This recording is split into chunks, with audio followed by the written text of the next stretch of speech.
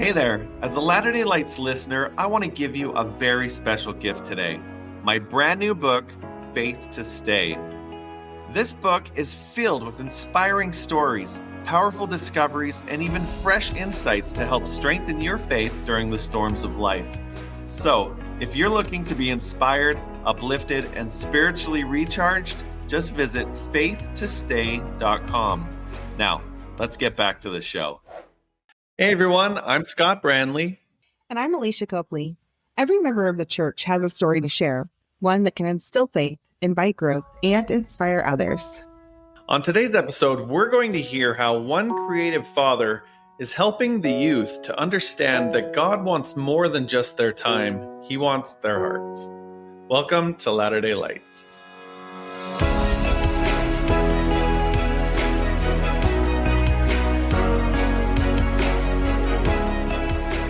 Hey everyone, welcome back to another episode of Latter-day Lights. We're so glad you're here with us today, and we're really excited to introduce our special guest, Josh Chapman, to the show. Welcome, Josh. Thank you. I'm glad to be here. This is exciting. Well, thanks so much for reaching out to us. We're definitely excited about just what you've created, what you're going to talk about today. I think there's a need for it for sure. But before we get into any of that, we want to hear just a little bit more about who you are. So why don't you tell us, Josh, who are you? Where do you come from? All right. What do you got going on?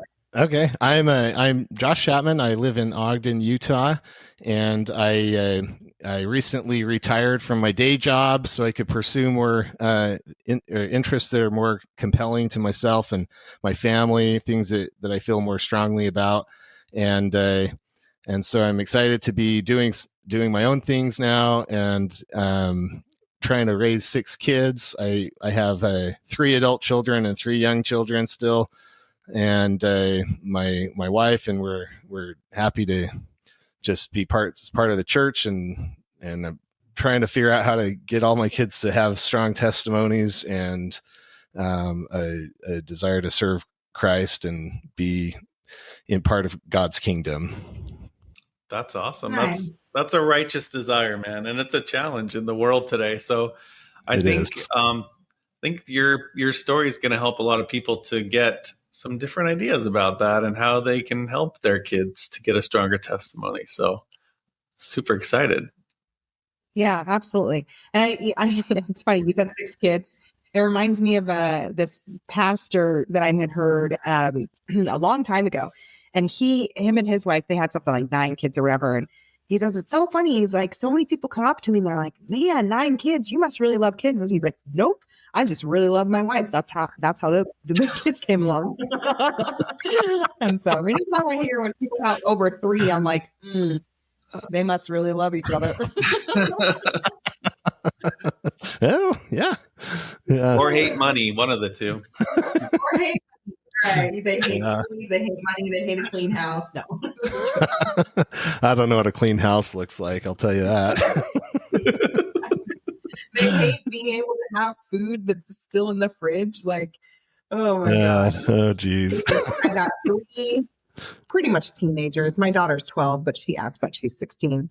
Okay. Man, I bought me some double stuffed Oreo cookies the other day, and I meant to bring them here to my venue so that I could have something to munch on, I get home and 2.5 of the 3 sleeves are eaten. Oh no! Did you guys even eat lunch? That sounds like it. Anyway, enough about those guys.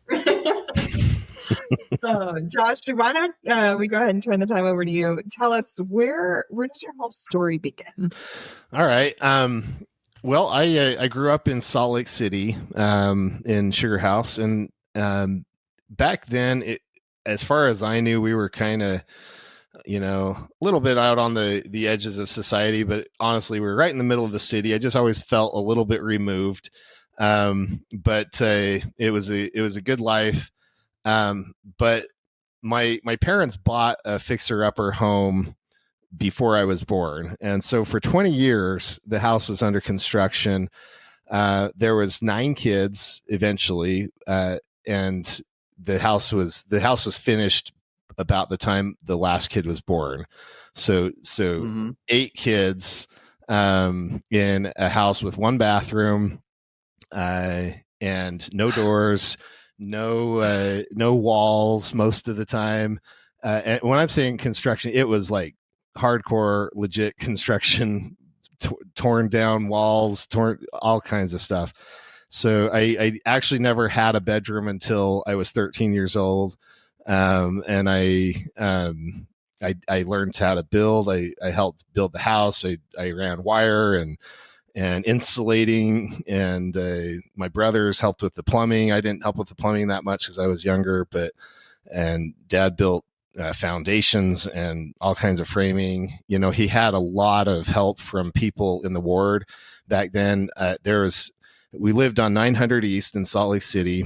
If you ever drive by 14th South, you'll see this big white house with a funky design. That's the design of the house that my dad designed. And it was quite an ambitious project. It started out as like a little tiny 1 or 2 bedroom house with barely a kitchen and a living room, and ended up with 5 bedrooms and extra space, 2 or 3 living rooms and nice kitchen and everything. But it took a long time.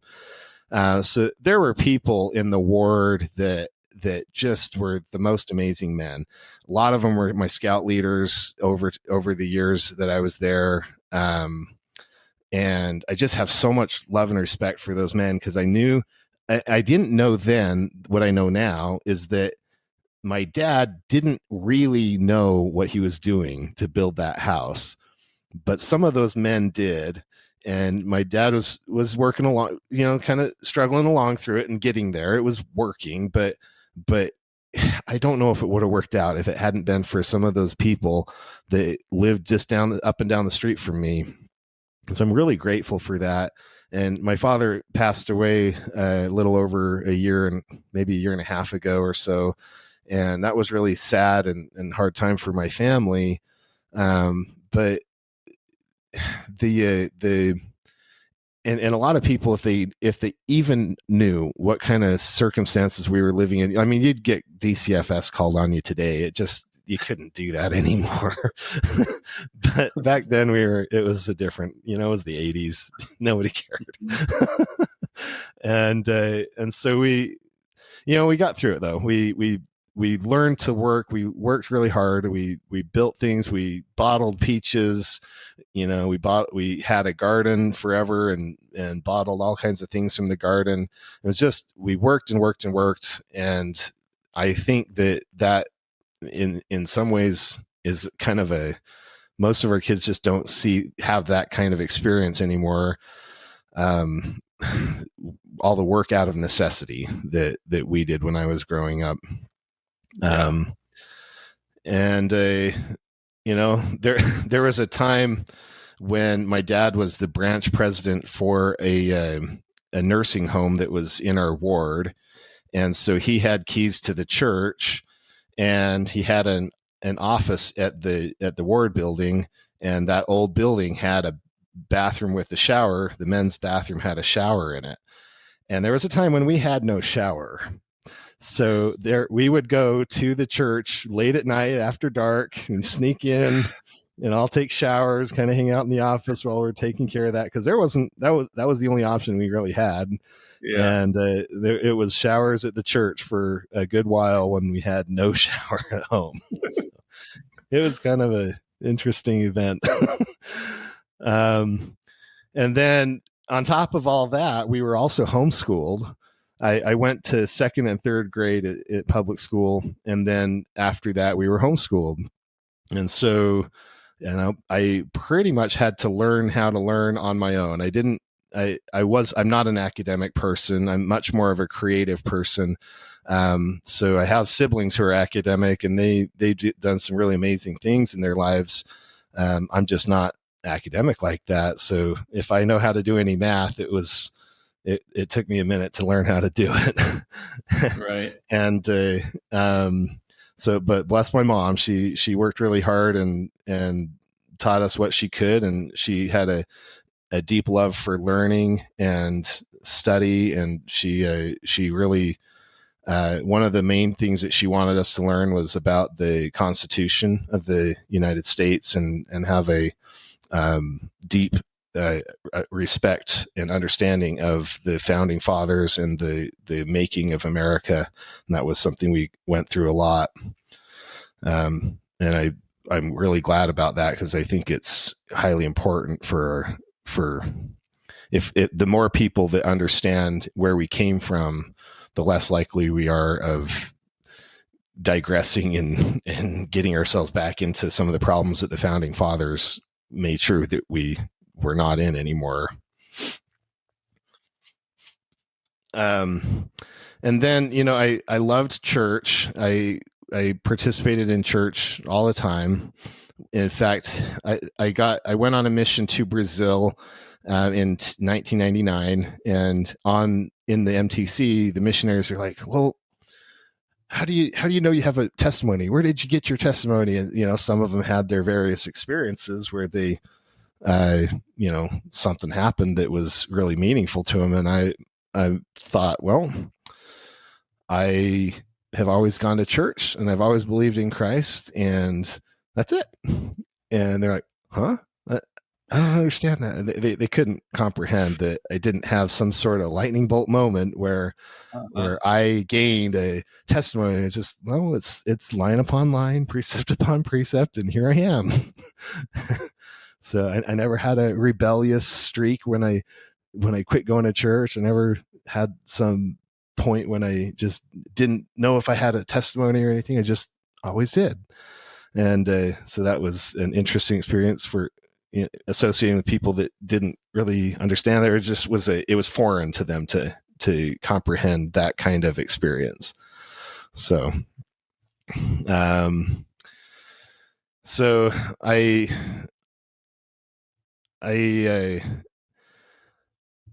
I came home from my mission and I wanted to get to work. I wanted to try to build a life. Right when I got home, my sister got married while I was gone, and my other two older siblings, my two brothers, got married right after I got home from my mission. So I kind of felt some pressure to get married. I didn't want to be the one that was at home, adult kid without any future going for me. So I tried really hard to find a wife, and I did in less than a year. I met my wife on a early LDS dating website. So it's like way before Tinder and what are the eHarmony and whatever those are nowadays. This was a really old one, and we met on there and hit it off really quickly.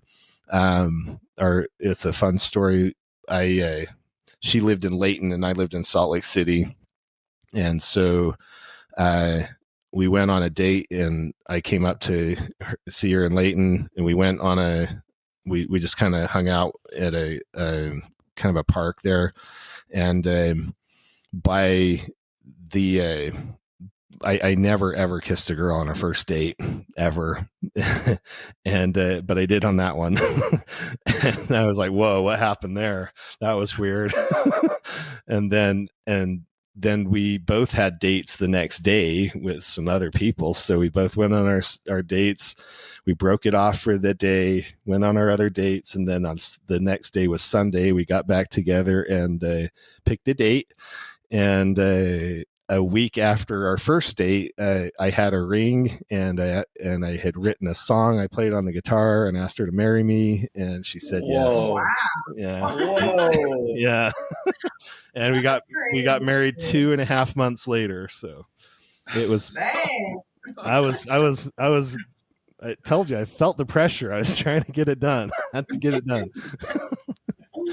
So that was it. That was kind of an exciting moment there. It obviously worked out. You got 6 kids. Yeah. So far, so good. Yeah. And she's love her, not kids. She is a good person, and I love her a lot. Yeah. And marriage is hard. And there's certainly been many times over, I think we've been married 24 years. Actually, I think this, wow. whatever it is. Yeah. But there's certainly been many times when when we're like, oh my gosh, did I do the right thing? And that's part of life, and especially early on in our marriage, I just was like, man, I barely know this woman. We got married so fast, we didn't even have time to date or anything. But it worked out, and there was a time when I said, probably like 3 or 4 years into the marriage, I'd be like, yeah, we've been married for 2 short years and 3 long ones. Something like that. So, but we had our first kid within the just a little less than a year after we got married. So it was, for a long time there, I was like, I've known you pregnant longer than I've known you not pregnant. Wow. Yeah, you're really jumping in quick. Yeah, right? it was yeah. Just for the record, I don't recommend that as a dating approach. I'm not telling people they should do that. But in our case, it did work out. Nice. Yeah. And then, after we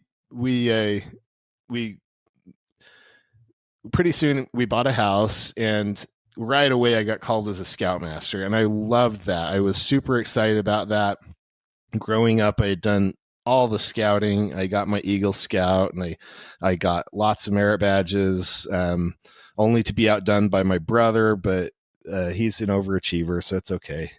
But I really enjoyed scouting growing up, and it was really important to me. And then as a young married man, single or young married father, wasn't a father yet, and I became the scoutmaster. Or maybe I was a father by then. I don't know, but I was a scoutmaster, and I just really enjoyed that, and it was fulfilling for me. And I took the kids on their scout camps, and we had a lot of really good activities. And then just out of the blue, someone from the bishopric came over, and he's like, we're going to release you. I'm like, what? Why? And it hadn't been that long. And he's like, well, there's just some personality thing, and we're just going to release you. And he told me he didn't feel right about it, but he did it anyway. And I just felt so torn up and broken down from that. I'm like, what did I do? I was doing a good job, and I felt bad. And in fact, I think that was a lot of the reason why I moved from that ward. We moved pretty soon after that, and as soon as we moved, I got called right back into Scouts, and I'm like, see, God did want me to be in Scouts. And so had another great group of boys, and I think we were there for probably about 2.5 years, and those boys are just amazing. And they're all grown up now, and I think most of them have just done really well with their lives, and so I'm really proud of them. So time came that it was time to move again, and we moved again, and then it was like crickets, nothing. I think we worked a little bit in the primary and did a little bit of,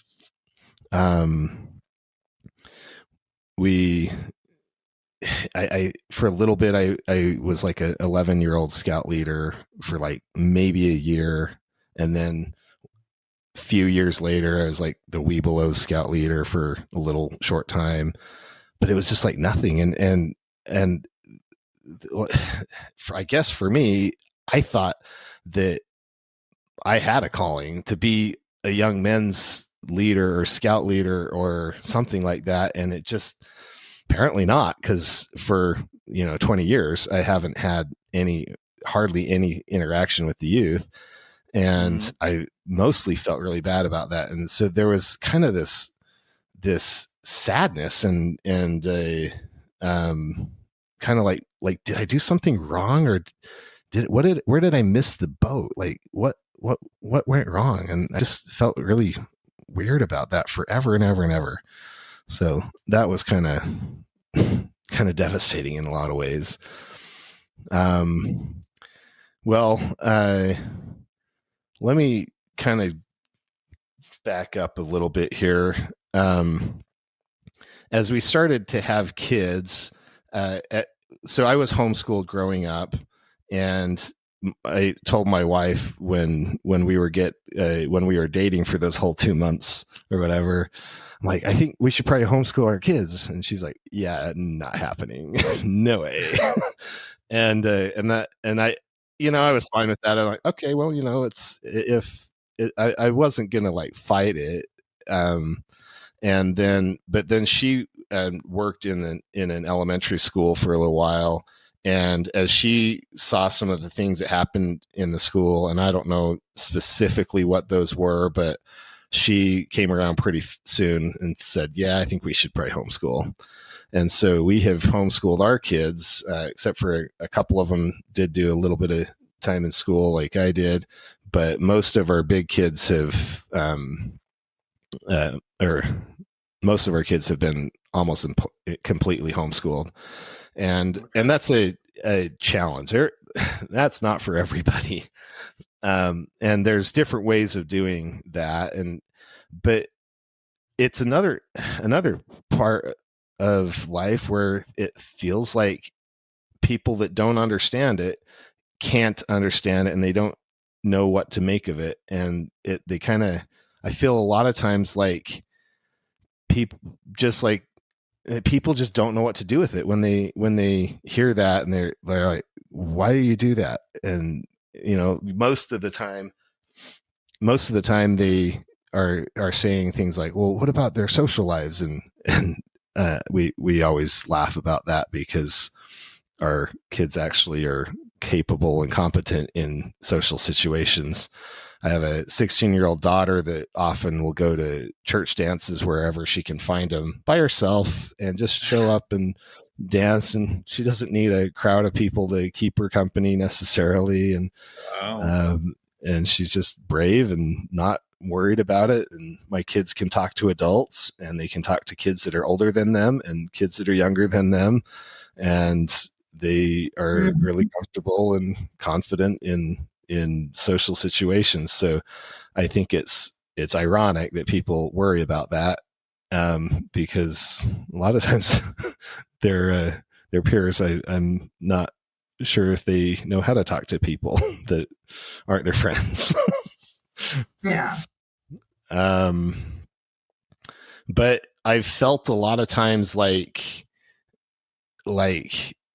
I'm kind of invisible, and almost sometimes like, does God even need me for anything? And I thought about the song, it may not be at a mountain high or over a stormy sea that the Lord will have need of me. And I'm like, well, certainly not on a mountain high, certainly not on a stormy sea, but I'm not sure where he needs me right now, because I'm not very needed for anything.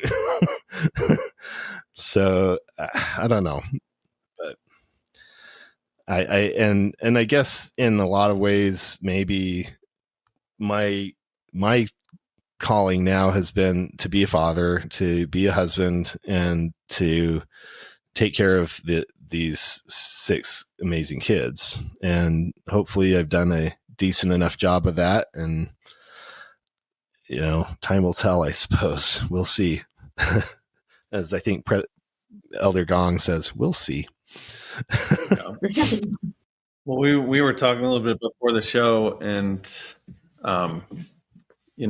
sometimes we do have to take things into our own hands and to be proactive and do what we can, what we feel that we can, and what we feel personally inspired to do.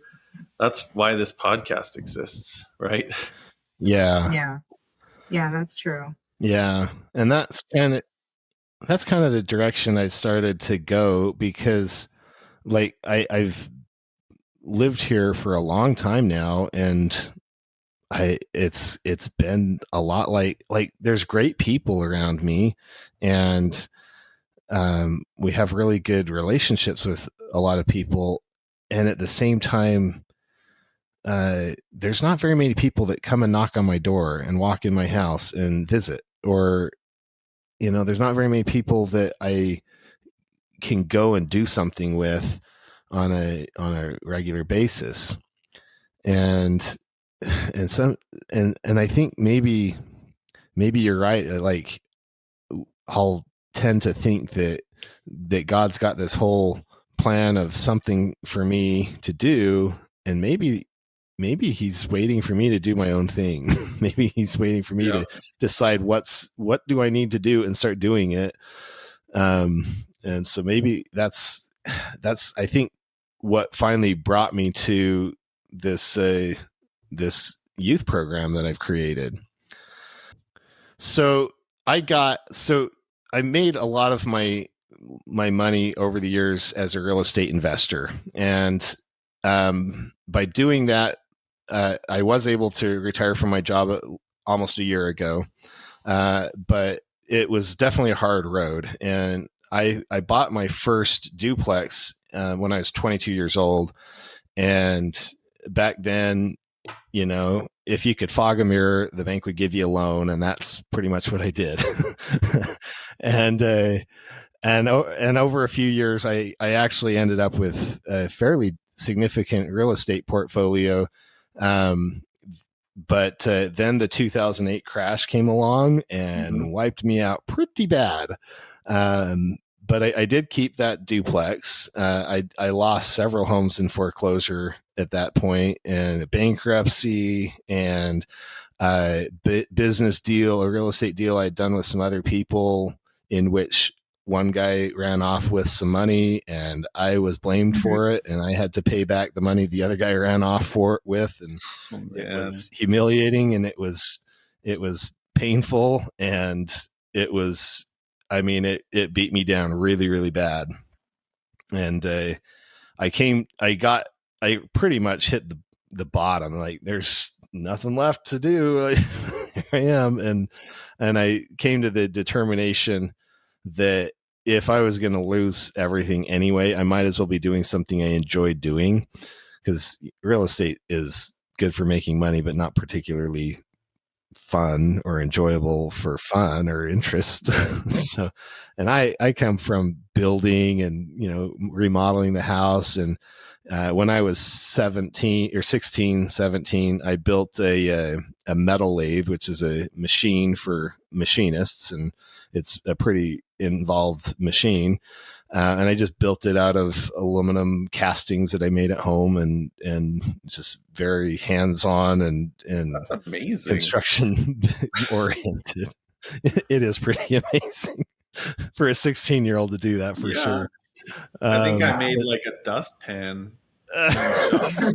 You know, like, you're making a metal lathe. I'm making a metal lathe. It was quite a project, and even at the time, I'm like, man, this is an ambitious project, and you know, it is something I'm proud of, but I loved to make stuff out of metal and wood and stuff. So when I hit rock bottom with my investment portfolio, I went back to school and got my machining certificate. So I became a legitimate machinist, and it was something I could do that I cared about, that was interesting to me. And pretty soon I got a job in a company that manufactures rock climbing gear. And I worked there for about a year, and then in about that time is when I pretty much became the lead engineer on site and started doing most of the programming, the production programming and product development and everything, in association with the owner of the company. And I kind of worked side by side with him, and we built, I think we produced over about 5 years. I produced about 30 new products. And it was quite a few. And that's pretty quick. Yeah, one of those products sold $1 million in like a year, so it was pretty exciting. Yeah, and then I found another job in engineering, doing in aircraft work, and did some work for them. And then I went back to the rock climbing company. So I spent about 15 years as a career engineer, machinist, etc. And I felt pretty good about that. And I think I did a lot of good things in the time that I was doing that. But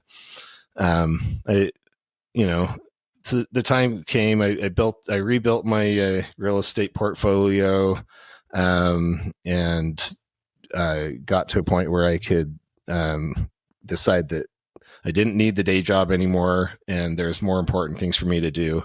So I left the job market again last year, and have been trying to figure out the best way for me to apply my talents in the real world.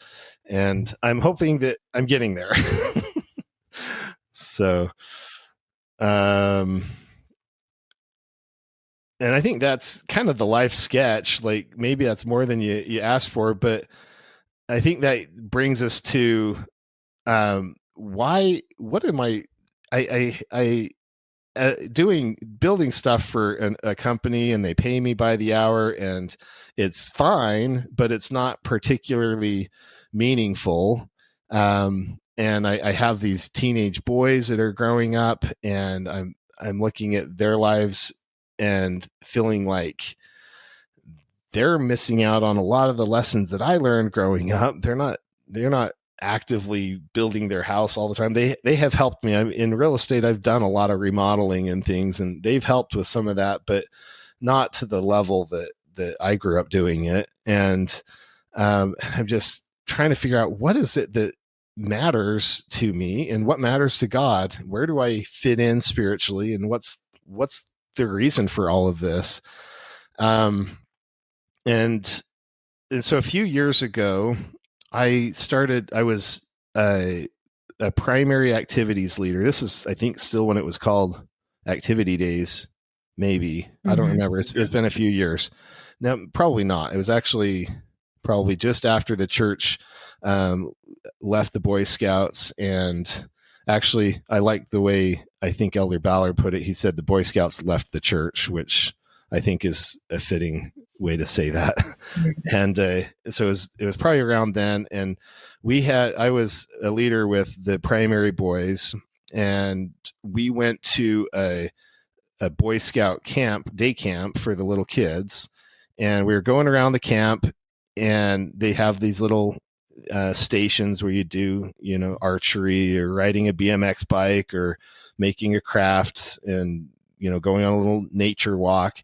And we were going through this camp throughout the day, and I just thought, why doesn't this look like anything at all related to church? Why is there no talk of God? There's no connection to testimony building or anything.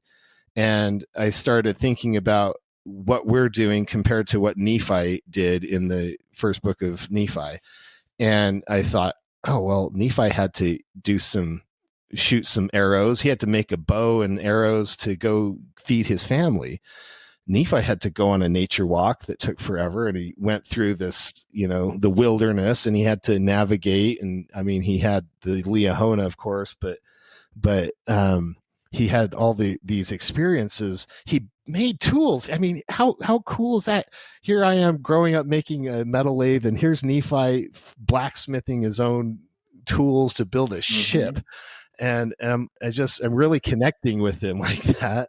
And I just thought, wouldn't it be cool if this was like Camp Nephi, and we were here learning things under the premise of here's Nephi, and he did this. He learned how to shoot an arrow.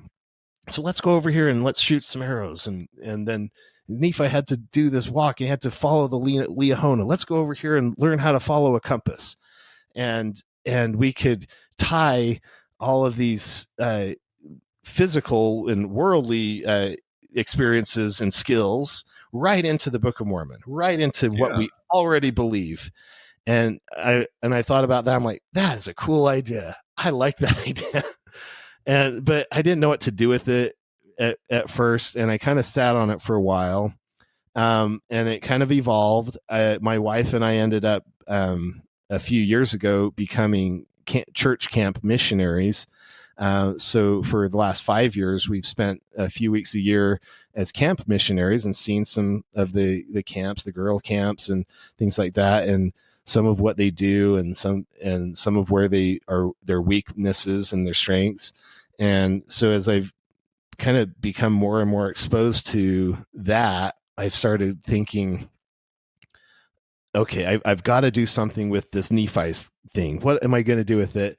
And so after I retired last year, I really started working hard on it, and I started writing. I do some writing, and so I started writing and coming up with what I thought I could do with it.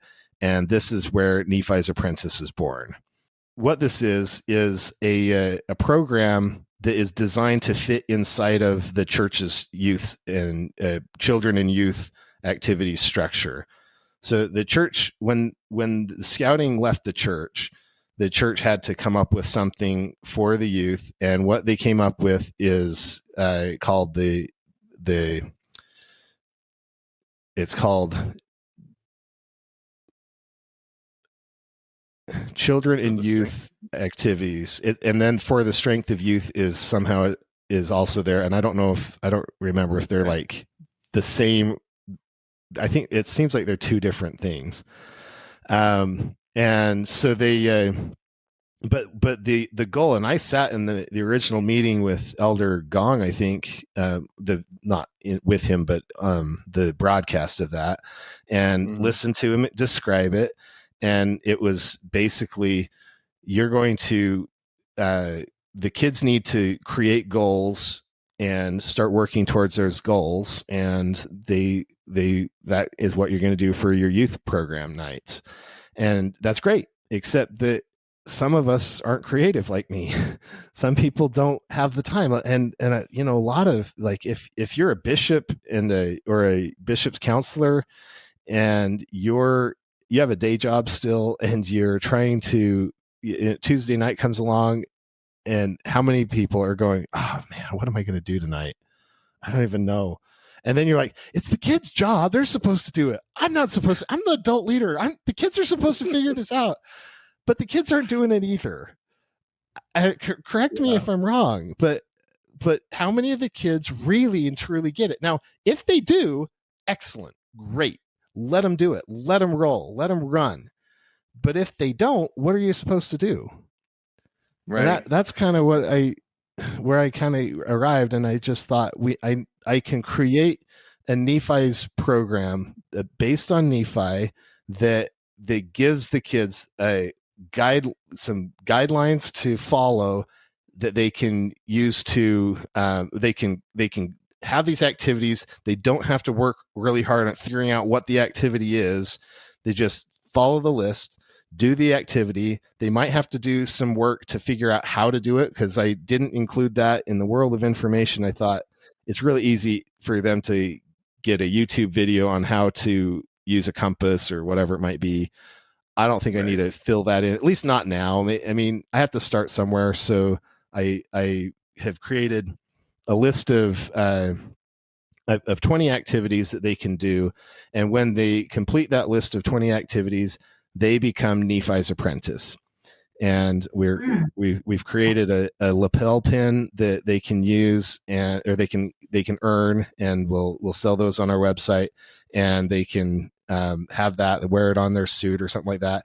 And this program is designed so it's not specific to the boys. The girls can do it too, although, to be honest, I think the girls usually have it figured out pretty well.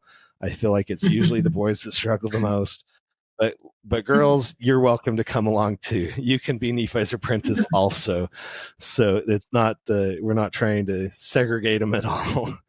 But part of this idea is to have that not only are we doing an interesting activity, it's also educational. It's teaching them something, a skill of some kind of value. And there's scriptures involved with it, where they can dive into scriptures and find out what God has to say about this stuff. And then there's some things like one of the activity is conflict resolution. Like, this is not something most people talk about, but it's important that we learn how to to resolve conflicts. And I thought that is something that would really be valuable to dive into, so that kids can have a better grasp on where to go to handle their conflict. A lot of life skills, things like using a compass or hiking or building a shelter. And I definitely had Boy Scouts in mind as I worked on this, and I wanted to create something that would kind of replace what Boy Scouts used to be, but do it in a gospel-centered and Christ-centered way, so that we can be, so that those who use it can really build and gain their testimony. So the main points that I wanted to hit while I built the Nephi's Apprentice program was I wanted to teach kids and youth the different skills, because there's certain things that some people will never learn if they don't have to, and these are a lot of times things that they really don't cover in school. This is my homeschool background coming out, where I have to find these educational opportunities in life, because that's how homeschool works most of the time. And so at least for us, so I wanted to teach those kind of Boy Scouts kind of skills, sharpen a knife and things like that. So there's an activity in here where they can make a tool with wood or metal, and they're going to have to get somebody they know to help them figure out how to do that. And there's some simple ways of doing that, or it can get really complex. But it's left open for a youth or their leaders to interpret how they want to do that. But it does give kind of this guidelines overview. It gives some scriptures to follow and some follow up on some activities. There are some activities that are meant to help you start new habits, like scripture reading and praying, and there's follow-ups for those. And all of it is based on Christ, becoming a follower of Christ and becoming a better person. And I think, Alicia, as you said in the beginning, that we're trying to become more like Christ, and that's what Heavenly Father really wants. He's not as concerned with what I do for a living or what I do for fun. He's not really hung up on those kind of things, but he is concerned with what I become and who I become. And that is, I think, the most important part of that's the whole reason of this life, is to see what we will become. And in participating in church and in trying to be Christ-like and trying to learn how to forgive people and be kind and compassionate and empathetic to people, that's us learning how to be more like God. And the more that we become, or the more we learn those things, the closer we are to being like God, which is the whole goal in the first place. And that's kind of my goal here, is to provide something that people can use to really launch themselves to be closer to God and more like God. That was the whole goal. And I hope I've done it. And I do have specifically in the program, I have an email address for people to give that kind of feedback. If there's something that they want to see in the next program, or something that they feel strongly about, there's a feedback email for that, so that we can kind of hear from the community of church members of what is it that they need and what do they want.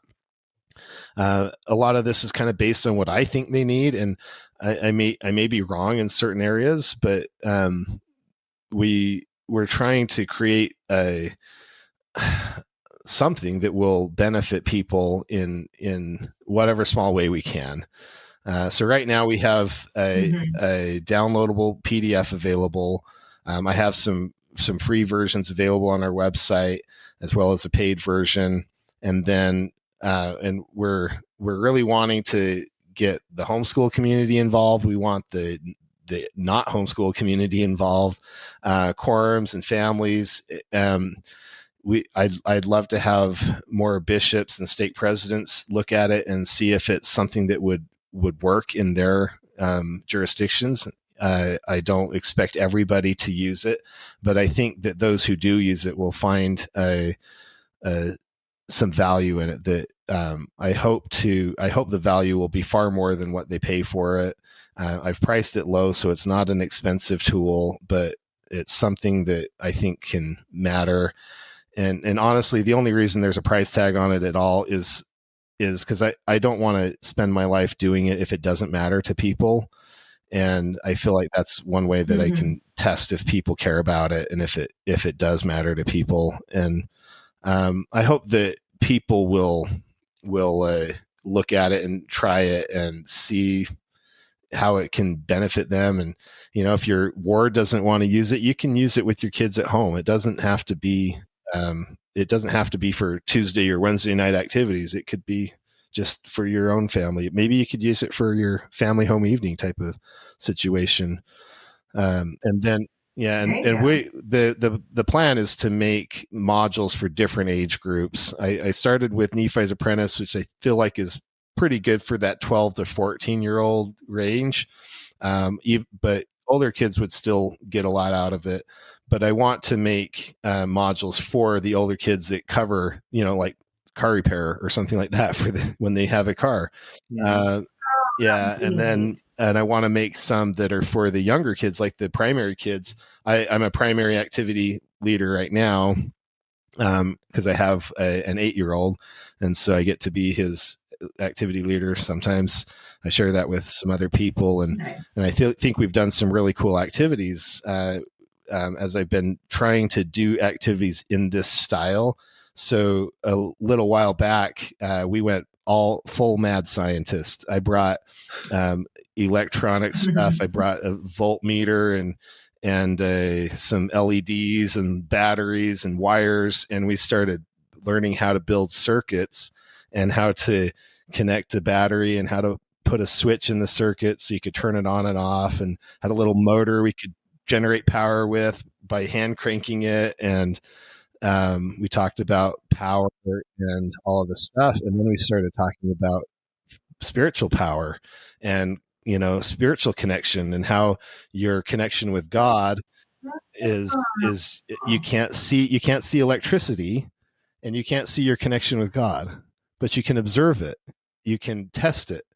And we went into all that. So not only were we teaching the kids some real physical lessons that are valuable that they won't learn in school, we were also teaching them spiritual lessons. And my little boy keeps coming back from those kind of activities, and he's like, and he remembers them. And he doesn't necessarily talk about it a lot, but another activity we did like that, he came back, he mentioned it several times over the next few weeks. It stuck in his head because it wasn't just fun, it was also meaningful. And to me, it matters to be meaningful. When I was a kid, I had 3 sisters, and I would go to scout camp in the summer, and they'd go to girls' camp. And I'd come home from camp, and they'd come home from camp, and they'd talk about what they did, and I'd compare that to what we did. And I thought, man, I want to be going to girls' camp. That sounds way better. And it was because it was spiritual, not just because it was fun, but they did so many cool things. And I always felt like scouts just didn't quite hit it. It didn't quite meet that. We did some fun stuff, but mostly came home with sunburns and mosquito bites, and not and meaningful understanding of the gospel. So I feel like I'm trying to offer something to the membership of the church that I hope will matter. I hope it will create a vision where people can see a path to discipleship.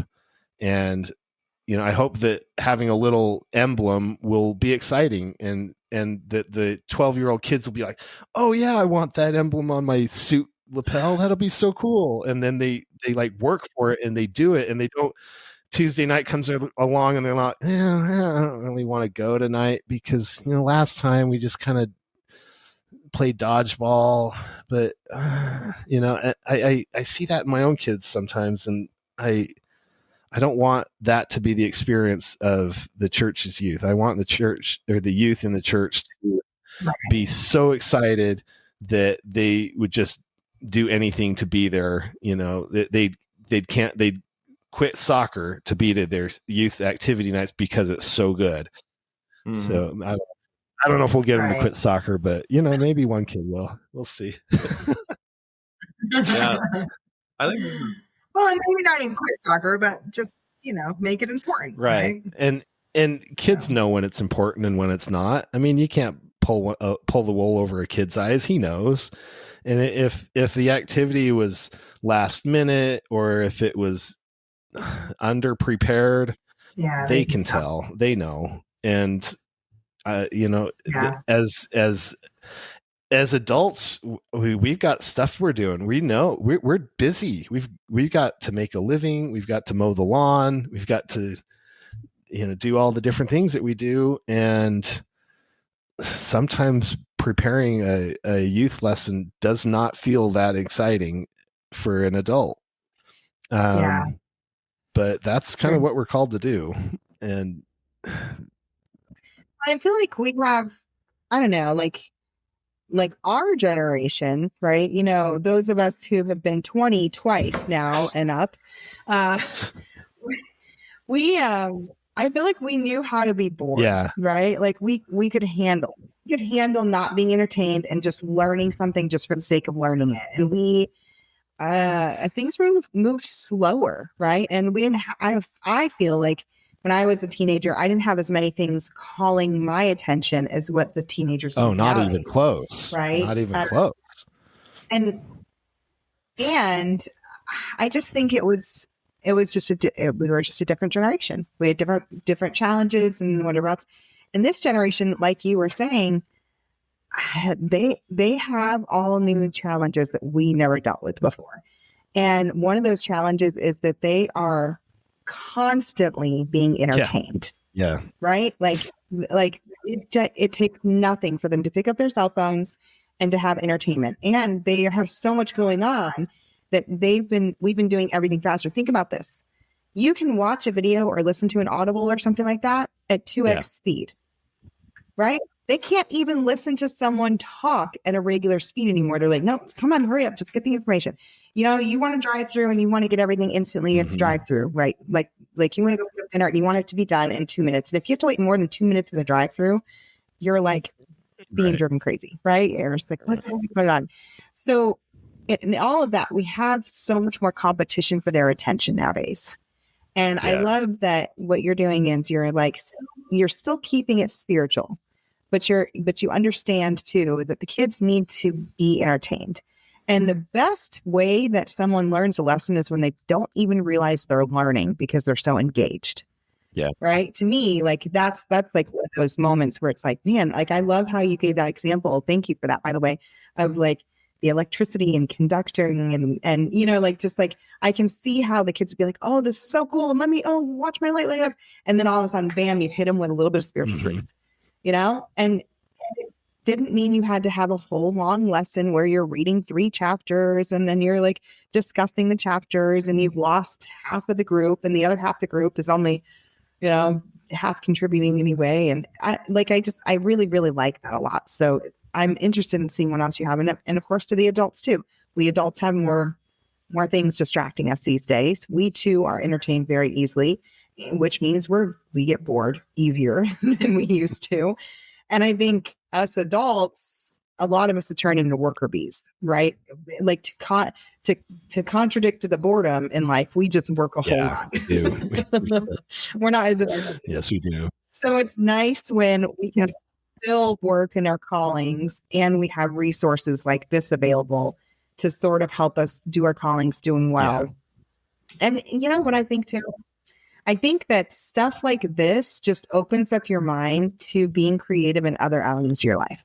Like, where else can you marry two things together, like spirit and entertainment, right? Like, how else can I draw inspiration, analogies, similes off of something that's happening in the real world? And then I think it kind of puts them in a state of constantly thinking on a spiritual plane, right? So I don't know. I think it's great. I think it's I specifically I have a suggested and year-long program. There's about 20 activities.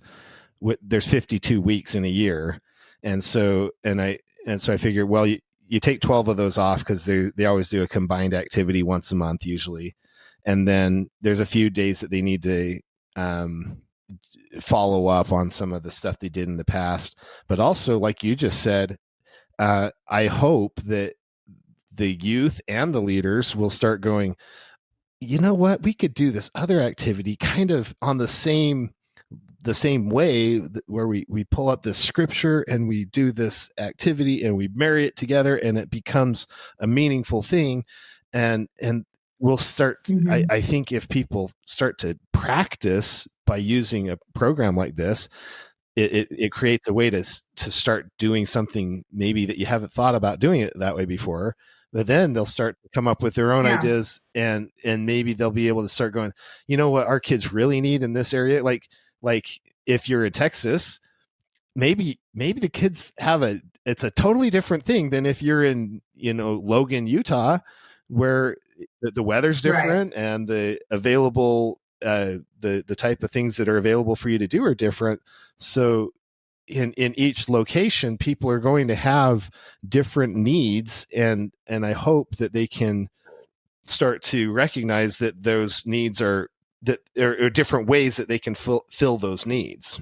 One of the things I love about what you're doing is you mentioned it earlier. I think it comes down to an 80-20 rule, where you've got 20% of the wards that are probably putting in a real effort and doing something where it is creating a spiritual experience on a regular basis, and the kids are actively involved. But I think 80% of the time, the adults get busy, they have good intentions, but it just gets lost in the shuffle, and they miss the opportunities to really affect the kids in a positive way and teach them an experience that they're going to remember that can help them in their life.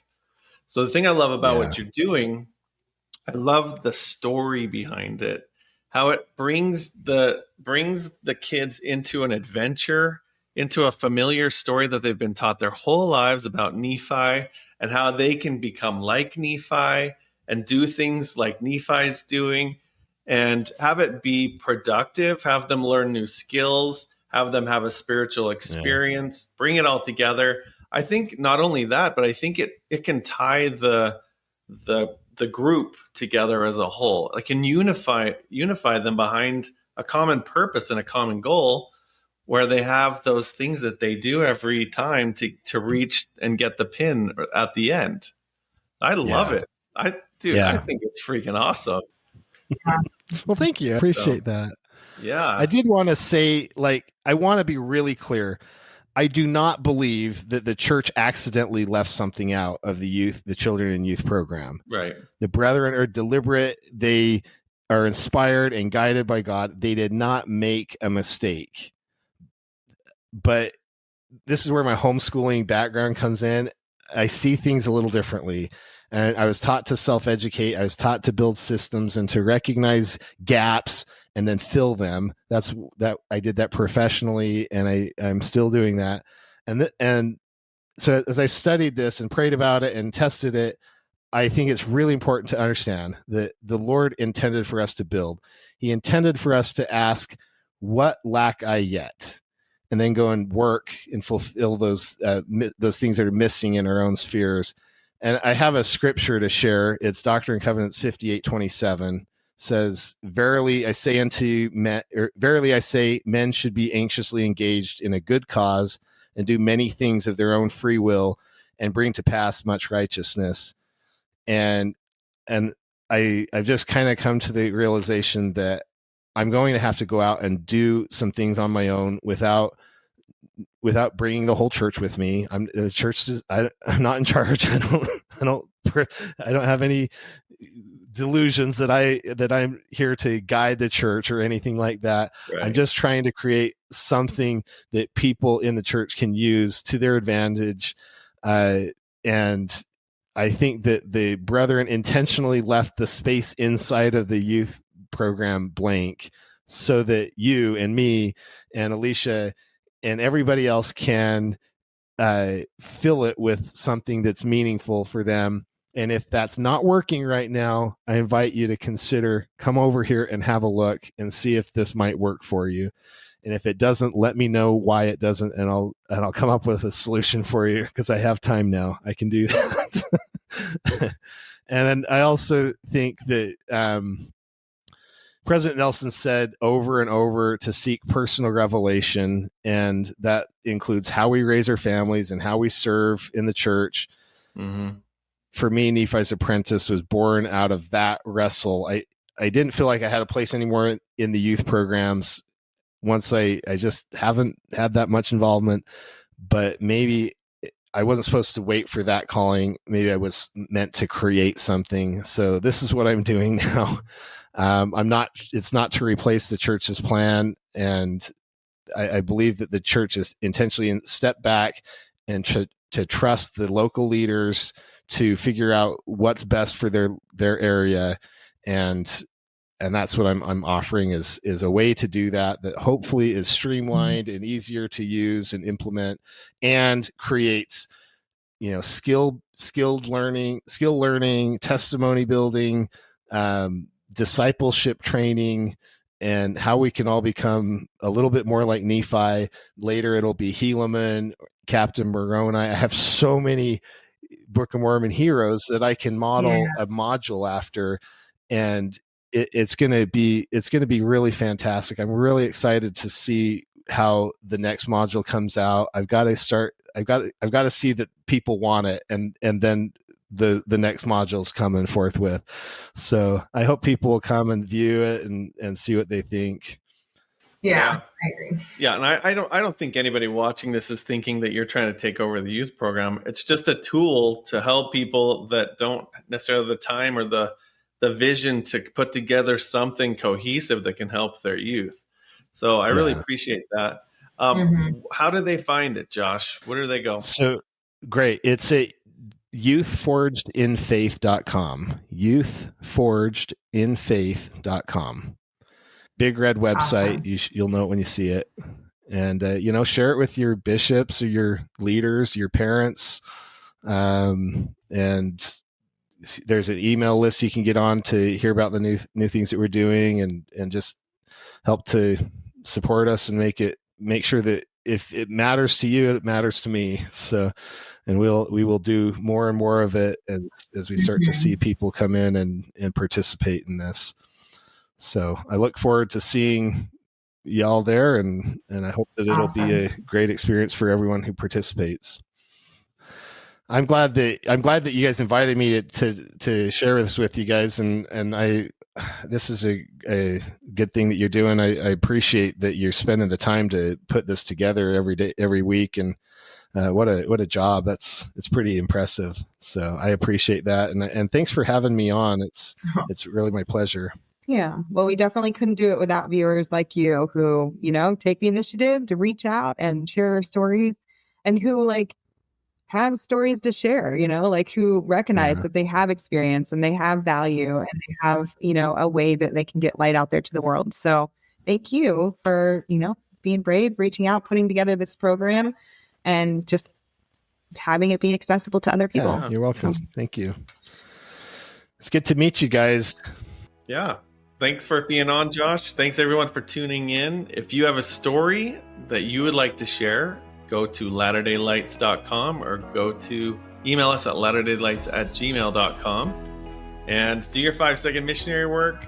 Go share Josh's story. Let's get this out there so people can start using his Nephi's Apprentice program and help the youth. I mean, they need help more than ever. They need help. They need direction. if you're a busy leader and you need some help and some direction in your youth program, this is an awesome way to really bring your youth together in a really cool way that's in line with the church's direction and teaching. So go do it. And thanks again, Josh, for being on. Thanks everyone for tuning in, and we will see you next week with another edition of Latter-day Lights. Take care. Thank you. Have a good night. Take care. Thanks, Bye-bye. guys.